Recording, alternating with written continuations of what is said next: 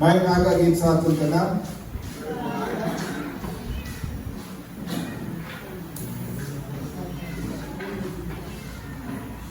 So before us is our word, what God can only be. Siya lang ang pwede na mangingkangay sila sa nato na matuklasan subungan. Most of us are familiar with the life of Joseph. Sino wala nakakilala kay Joseph? Bayaw ka mo. Duwa ka tao din wala nakakilala kay Joseph.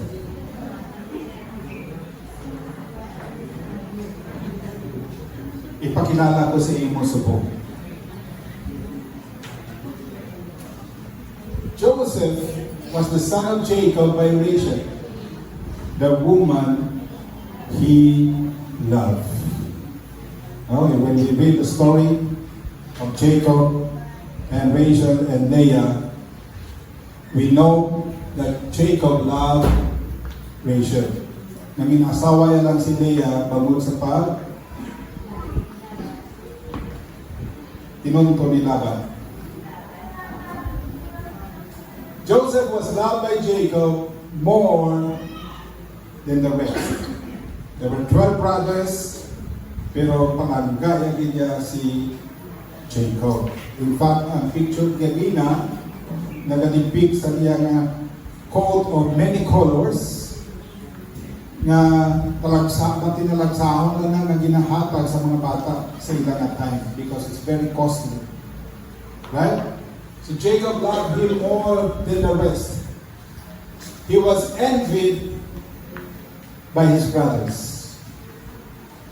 Inigulugin sa mga utol yan. Imagine, 12 ka mong maguluto, ikaw ang pinalangga, 11 ang kontra mo. Joseph. Ano? Sorry. Joseph dreamed about the bowing down of his family to him in two different metaphors.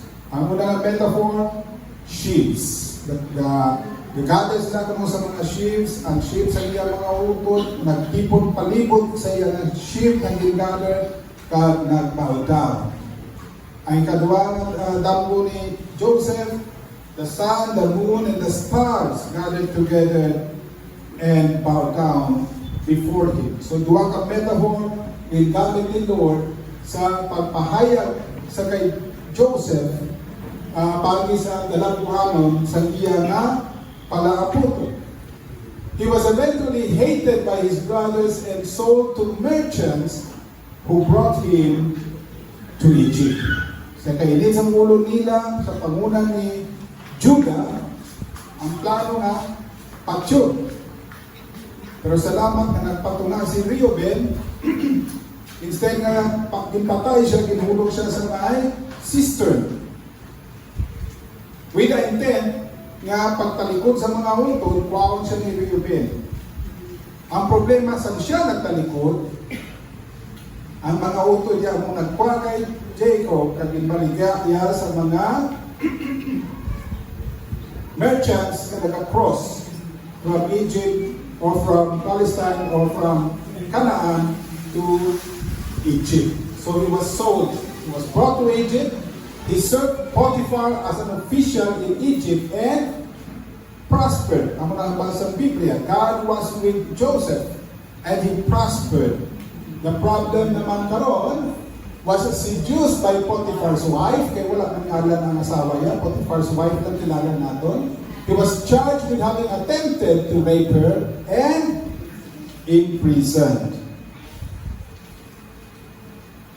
He prospered in prison, interpreted the dreams of Pharaoh's officials, but forgotten after the interpretation of the dream came to pass. Sila nga sa duwani nga mga ka-officials ni Pharaoh, kung matuman ini interpretation sa inyo nga dream, palihog lang, ipaabot sa kay Pharaoh. nga ari ko sa prisuhan, hindi bangon kay may ginhimo mo nga sala, kundi nga falsely accused. But what happened? Nakuman ang damgo, ang baker ginpuputan ulo, ang cupbearer ginbalik sa pwesto.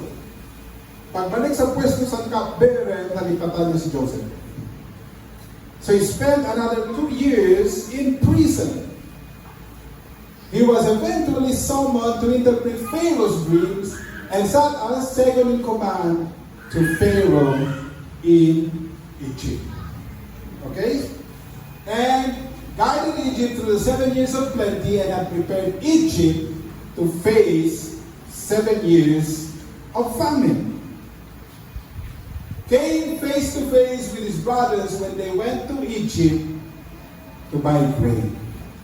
Na isa ka makatingalahan sa sininga story, he was already in position in Egypt. Wala gid siya naghimo sang tikahan sa pagpauli sa Kanaan, pangitao ng ang amay niya nga pinalangga, kagaya mga utod. In fact, the story tells us that he got married, he had 2 sons, and one of his sons, he named him, God had made me forget my troubles. That is how Joseph named one of his sons. God had made me forget my troubles. He was already in position, pero wala gid siya magdumdum na magpauli sa iya panimalay. Eventually, reveals himself to his brothers and moves the whole family to Egypt during the famine. No? As the story unfolds, nagbakal ang mga utod niya sa grain, una nga pakitain nila, nagpakuno-kuno siya, and then kinpriso yung isa ka utod, nagpauli ang iban, kinahanglan sila sa grain, nagbalik sila this time, dala nila si Benjamin, kaya mo gina ang pangabayo ni Joseph, dalaan ninyo ang inyong abot, kasi ninyo nga may utod pa ka mga isa. And so they reunite, Joseph reveals himself, and then asks for his father to be brought to Egypt together with the whole family. And for 5 years of famine, ginsustener sila dito sa Goshen pagi sa pagpamuna ni Joseph dito sa Egypt. He faces his brothers again after their father died and was buried. Sandito na sila sa Goshen, siyempre si Joseph yung area sa pwesto, ang kaayang pamilya dito sa Goshen. Dito sila ginbutang kay ginahilaran sa mga Egyptians ang mga shepherds. Okay? Hindi sila yung gusto na may shepherd sa ila kaingon. So, in-separate sila dito. So, therefore, Joseph was still separated from his family. Pwede yung mag-bisita this time, malapit, pero still separated. And when their father died, and he was buried, nagkikita liwat ang iya ng mga utod sa iya. Kan amuli ang mabasa natin subong nga aga. When Joseph's brothers saw that their father was dead, they said, "What if Joseph holds a grudge against us and pays us back for all the wrongs we did to him?" So they sent word to Joseph saying, "Your father left these instructions before he died." Kuno. Okay? Silig sa mga utod. Kuno. Amo ni ginbilin ni tatay sa aton. This is what you have to say to Joseph. I ask you to forgive your brothers the sins and the wrongs they committed in treating you so badly. Now please forgive the sins of the servants of God of your father. When the message came to Joseph, what happened? Joseph wept. Joseph wept. His brothers then came and threw themselves down before him. We are your slaves. No? Sila nga primero nanghimo sa pamagi para i-dispose si Joseph, karon nagayog na sila kay Joseph kapag sila himuan na lang kami esklabo. Right? Himuan na lang kami ngayon mo mga esklabo. But Joseph said to them, "Don't be afraid. Am I in the place of God? You intended harm? You intended to harm me, but God intended for good to accomplish what is now being done the saving of many lives. So they don't be afraid, I will provide for you and your children. And he reassured them and spoke kindly to them. So that is at the end of the story, before it closes, when Joseph dies, all the brothers died, and they stayed in Egypt. And then we have the book of Exodus. Now, based on this story of Joseph, that will be our message, will cover the whole story of Joseph. So expect to spend another 1 hour and a half. Joke lang. From this story of Joseph and from the passage that we just read, there are three things na makita natin sa sininga story that only God can be. Only God can be. And number one, only God can be a way maker. A way maker. What do we mean? Life is filled with twists and turns. Kanami na sa dagat, or pilang ilikot ka sa wala. Makabalik ka na kasi po ito, taway na, ilikot ka naman sa tubo. Daw kaangay sini. Can you imagine a life like that? Pilalang ka meters ang dalagan mo, liko. Duga-dugay, pilalang ka meters, dalagan liko naman. May U-turn, may left turn, may right turn, may roundabout. Twists and turns. Right? That is what life is all about. Now, these are brought about by who? Number one, of course, our own actions. Whether our actions are good or bad, sometimes it still brings twists and turns. Natawa si Jacob. Si Job. The Bible says he was a righteous man. He was very devoted to God. He always prayed for his family. Pero pisok mata. Patay kabataan niya, patay mga servants niya, kasapatan niya, nabili na lang siya kakasawa yan. Twists and turns, right? The actions of others. Because of the actions of others, there are twists and turns in life. The war in Iran is thousands of miles away, but it's still affecting us. Nantawang bilisan gasolina, saka, panahon. Di ba lang? Siling dasal si Mana, manahon naman. Pero sige, magkapong bubahan na. That means after dasal si Mana, masaka naman na. The actions of others brings twists and turns in our lives. Nature itself. Nantawang earthquake sa Venezuela.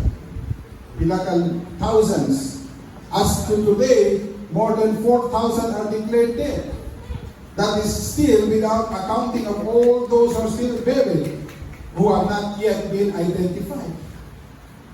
Imagine kung paano nga kanami sa kabuhay hinali lang sa pisong mata.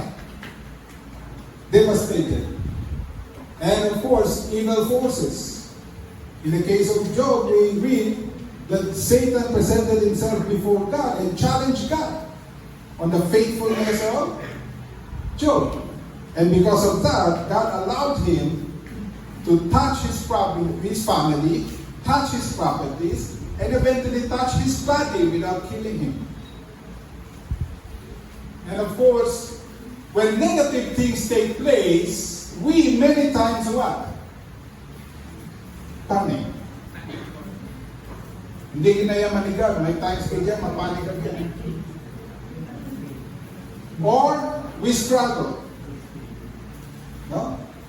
We struggle. Or, we fear. Ano na lang niya, boss? Paano na lang din? Or, we stress out. Or, we shrink. Nagaplanong po ikaw sa pamdom sa kinatubang mo. Or, we crumble. Right? We break down. Or, we ask God why. Di ba? We ask God, why? Why, Lord? Nga nga amo ni, nga ako, nga hindi siya. Joseph's life was not easy. We went through his life very quickly, and what do we saw in his life? He was envied, he was hated, he was sold as a slave, he was falsely accused, he was forgotten. Imagine, ang pinalangga sa amay, sa 12 kabilog, amo niya ang iyang ginagyan. All these twists and turns in his life. He was still very young when he was sold as a slave. That is the life of Joseph. It was not easy. But how did Joseph saw all this? Amo na pamangkot. Paano ang pananawon ni Joseph sa sinitanan ng mga buta nga nalabot sa iyang kabuhi? Ining twists and turns of life. As we have read, sining ni Joseph, you intended to harm me, but what?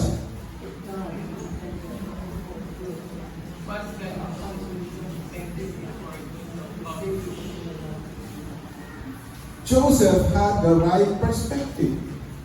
Hindi ba? Joseph had the right perspective. You intended it to do it to harm me. But rather, God intended it for what? For good. And what was that good that God intended it to do? To accomplish what is now being done, the saving of many lives. Can you imagine kung wala si Joseph nakalapot sa Egypt, kag may 5 years pa, may 7 years na famine, wherein they were all affected? Sa Kids Church sa Subo, ang story nga ginacover ni Sister Sonny is also about Joseph. Right? Kag sila niya, samtang go over siya para ipasta sa kabataan, sila ni namangkot si Sister Sonny, sila niya, may pagkaon ng galing na dahil Jacob. Because on the second time that Joseph was asked, or that the children were asked to return to Egypt to buy grain, ano siling sa Biblia? Ang abal sa Biblia, nga ginmanduan ni Jacob ang magulutod sa pagdala sa products and some pistachio and some all other kinds of fruits, and of course a double portion of silver na gindala on the first time, right? Sila ni Sister Sol, hindi may pagkaon man sila nga bakal pa sila sa Egypt. Paano nga napektuhan sila sa famine? Silid po, wala sila grain. And grain was their staple food. Kung wala sila grain, wala sila wheat. Kung wala sila wheat, wala sila bread. Kung wala sila bread, gutom. Kung ibutanta sa atong kaintangan, wala sila bukas. Right? Kag wala sa Pilipino na mabuhi, wala bukas. That is why they had to buy grain. Right? Yes, they had all kinds of fruits, but they didn't have grain. Hindi sila mabuhi. They needed grain. And so, the Bible tells us, Joseph's perspective on this situation is that you intended it for evil, but God turned it out for good. Palakpakan natin si Lord. Those twists and turns was part of God's plans and purposes. Ang punto nga mahimo nga makalabot si Joseph dito sa Egypt, ang punto mahimo nga maka-interpret siya sa dreams ni Pharaoh, which he himself also received dreams before. Ang punto nga pinaagi sila, mabutan siya sa pwesto, magiyahan niya ang mga Egyptians, maka-prepare sila for 7 years of famine, kaya maka-provide siya para sa iyang na family. To save many lives, church. To save many lives. Okay. In other words, what do we see here, Joseph saw God as what? The way maker. Right? Joseph saw God as the way maker. He made a way. Though it was through twisted turns, but he made a way for the salvation of the whole family. As God makes a way for His purposes and plans to be accomplished, remember, He will not remove the twists and turns. Hello, church. As God fulfills His purposes and plans for our individual lives, as God fulfills His purposes and plans for His church, as God fulfills His purposes and plans for the world, He does not remove the twists and the turns, but rather He uses them. Palakpakan natin sila.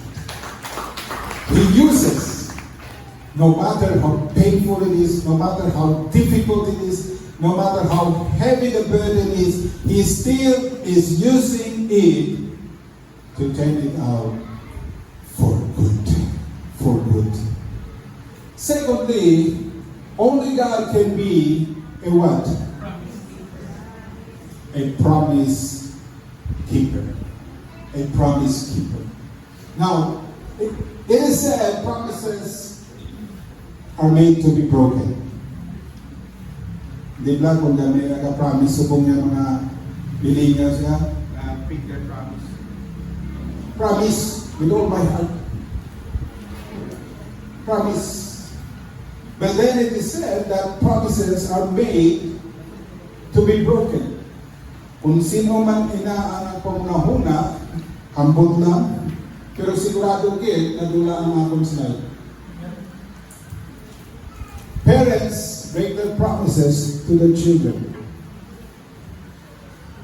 Right? Why pag-iguro sa isang parent din na wala ka-break sa promise yan?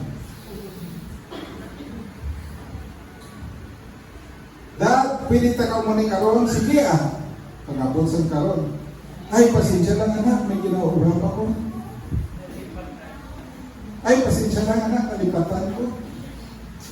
Ay, pasensya lang anak. Right? Parents break their promises. Because of this saying, spouses break their promises to their partner. This in Manila, promises are made to be broken mo. Kag wala pa rin isang spouse na wala ka-break sa diya promise in one way or another. Sugit lang. Children break their promises to their parents. Much more, friends break their promises to their friends. And people break their promises with another. Politicians break their promises to their constituents. Why? Because promises are made to be broken. Right?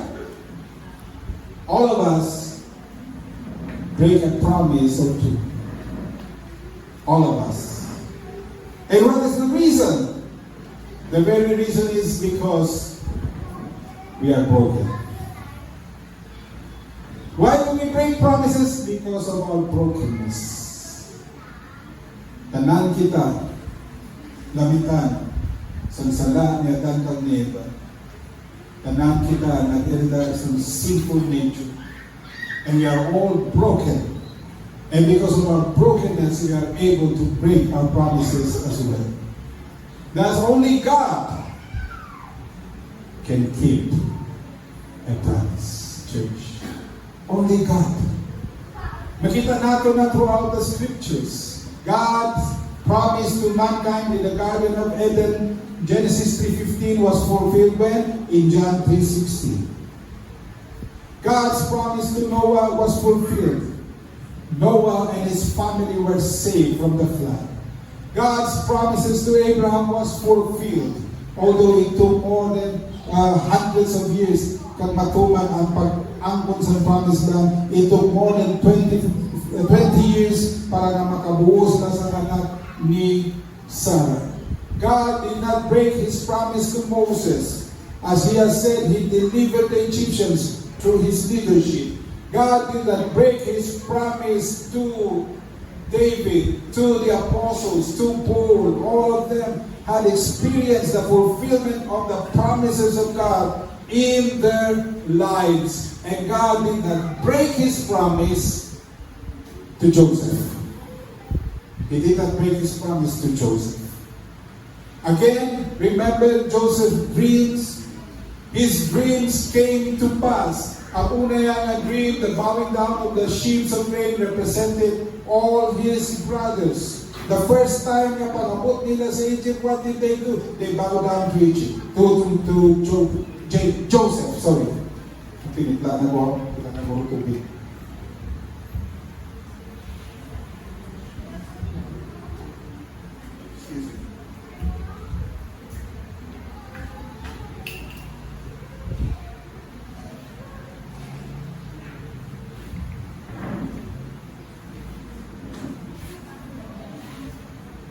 And the second dream, the sun and the moon and the 11 stars, spoke of the whole family.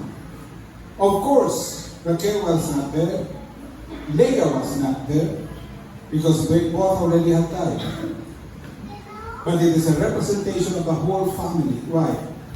Because when they all came to Egypt, as a whole, they all bowed down to Joseph. God's promises was kept in the life of Joseph. What is the implication? We can trust God to keep his promise at the proper time. He was only 16 to 18 years old when that promise came to him to dreams. And it took him more than 10 years to be fulfilled. It took 25 years for Abraham to receive his promise. It took Moses 40 years before his promise was fulfilled, that he would deliver the Egyptians. So we can see, church, it is only in his proper time. Yes, he has a promise. He has a promise for each one of us. He has a promise for the church. He has a promise, but it is only in his proper time. He will make it happen.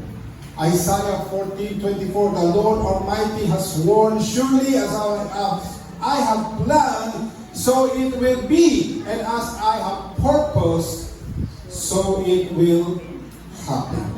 Kag-quote pa po lang ni Sister Arlene, Isaiah 60:22, ang half sina, at the right time, I, the Lord, will make it happen. Palagpakan natin sila. He will make it happen. Because only God can be a promise keeper. The last that we can see in this story is that only God can be a life changer. Amen. Only God can change life, church. Innate in man is the desire to change others. Amen? Innate in man is a desire to change others.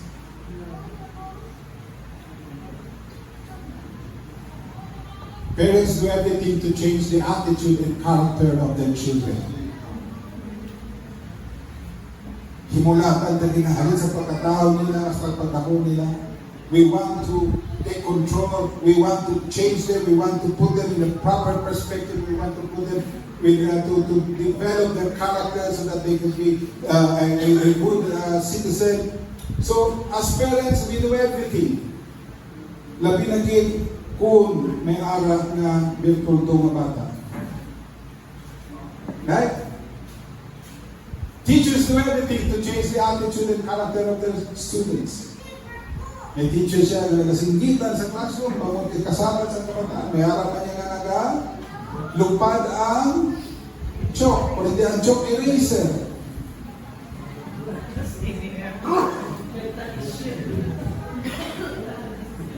Nadula na nga sa buong kahit bullying ko na. Spouses do everything need to change the attitude and character of their partners. Ano man yung ako niya, partner niya man.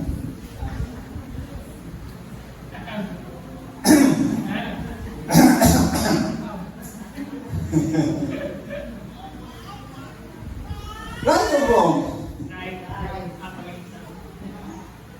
Believers still have the need to change the attitude and character of their fellow believers. Ano man na si sister man, saan man mapagpo man, ano man na si brother man.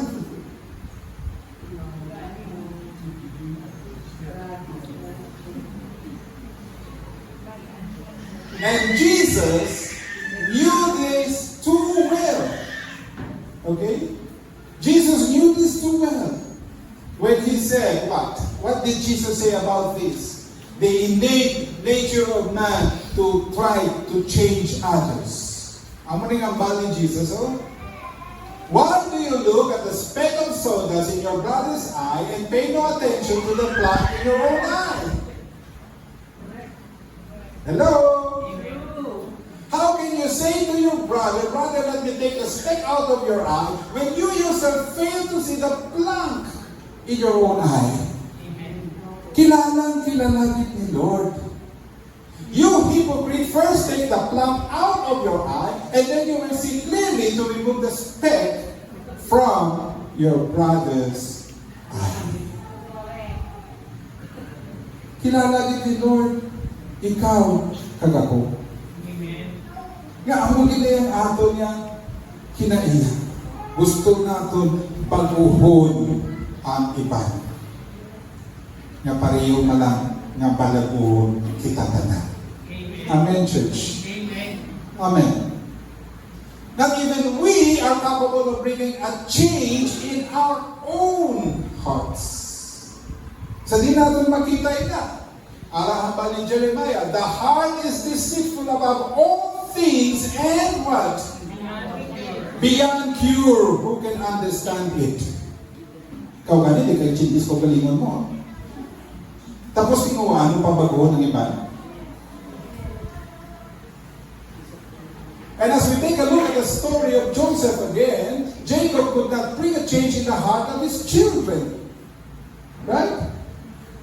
Bisa naman ni Jacob, hindi mabago. One time, ginsubo niya si Joseph. Lantawa ito may mga utot mo kung kainaan ito sila. Nga ginsubo niya si Joseph. Bagod kabalo siya, nga iyan na kabataan na tinunto. He could not change the hearts of his children. Joseph could not bring a change in the heart of his brothers. No one could bring a change to another. Only God was able to bring such change. How will we say that only God was able to change? Who was changed? Una gid sa tanan sa ila magulutod si Judah.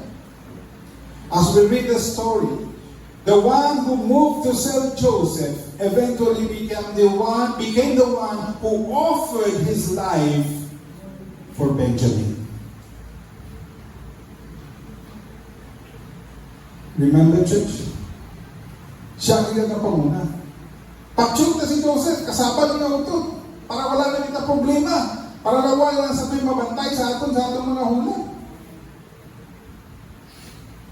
But then, when the time came, siya nagpresentar sa kay Jacob. Because Joseph in Egypt demanded for his brothers to bring Benjamin. Kag hindi kuntani si Jacob. Sa mga rason, kay ikaduwaya lang ng bata sa kay Rachel, ay pinalangga na asawa. Ang agot sa pamilya. Kung dalpon nyo ni si Benjamin kag may matapo sa iya, idulong nyo ko sa akong nga lulungan sa kasakit. And Judah comes and says, unas, ang isa kautod sila niya, ari itaya ko akong kabataan sa Bible. But then Judah says, itaya ko akong kabuhi sa Bible sa kay Benjamin. What a change of heart. Jacob could not do it. Only God did it. The second heart that was changed was that of Joseph himself. from a spoiled youth to a wise and responsible adult. Remember, he received that prophetic dream that he was going to eventually be a ruler, where all his brothers would come down and bow before him. But that did not come instantly, right? He had to pass through what? Through the twists and turns. Why do you think God had to bring him through all these pains and difficulties and trials? So that he could prepare the heart of Joseph for that moment. For that very moment. From being a spoiled youth to a very responsible and wise adult. Church, so then don't be afraid, I will provide for you and your children. And he reassured them and spoke kindly to them. Spoke kindly to them. He had all the power to destroy his brothers. Right? He had all the power. They were in foreign land. No one could accuse him. Isa lang kahambal na nagtinunto, tapos lang sila tanan. But God had already prepared his heart to all those twists and turns in life. That when the moment came, he was able to stand on what God intended him to do. It is not for us to bring a change in another, as only God is the life changer. And such is the greatest miracle, church. Such is the greatest miracle. Yes, bringing someone to life is a miracle. Healing the blind is a miracle. Healing the lame is a miracle. But the greatest miracle that we can see is a changed life. A changed life. And only God can do it. Only God. As we end this morning, as Moses, the author of Genesis, presents this narrative as an account of Jacob's family line, when you read the beginning of this narrative, ang siling ni Moses, it is an account of Jacob's family line. But then, he spends 10 chapters weaving into this account of Jacob's family line, the heart-wrenching but beautiful narrative of the life of Joseph.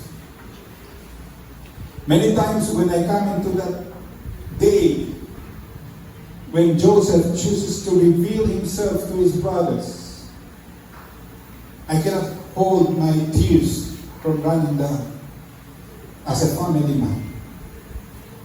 As a family man. Imagine ang balatyago ni Joseph. Ang balatyago sa mga utot. Ang shock. Right? But at the same time, ang joy to know that the brother they thought was already dead was still alive and now a ruler of Egypt. It is a heart-wrenching story, but it is a very beautiful narrative. And Moses spent 10 chapters describing this lengthy life of one man, Joseph. And Moses did so for what purpose? To set the stage for the next chapter in Israel's history. And what is the next chapter? The slavery and deliverance from Egypt. Right? 10 chapters of narrative to prepare for the next drama in the history of the Jewish people. But in those 10 chapters, what we saw was that only God can be a way maker, only God can be a promise keeper, and only God can be a life changer. Or as the song goes, a miracle worker.